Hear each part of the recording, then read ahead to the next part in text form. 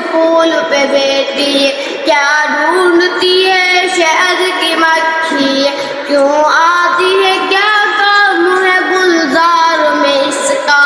یہ سمجھاؤ تو سمجھے تمہیں دانا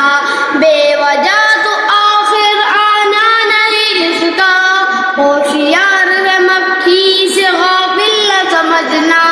بے سود نہیں باغ میں شوق سے اڑنا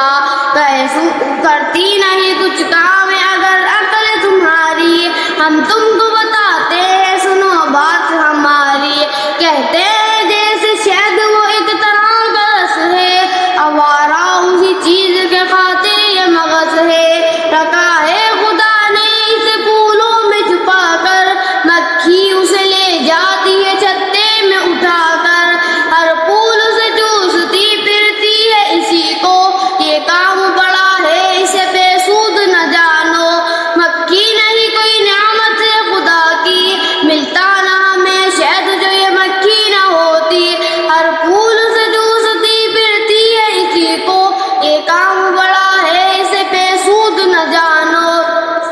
انسان کی یہ چیز غذا بھی ہے دوا بھی قوت ہے اگر اس میں تو ہے اس میں شفا بھی رکھتے ہو اگر ہوش تو اس بات کو سمجھو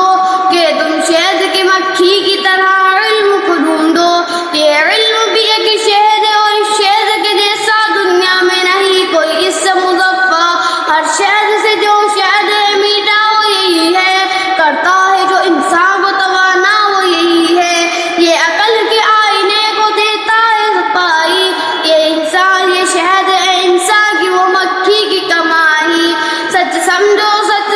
تو انسان کی عظمت ہے اسی سے اس خاک کے پتلے کو سنوارا ہے اسی نے صدق اللہ العظیم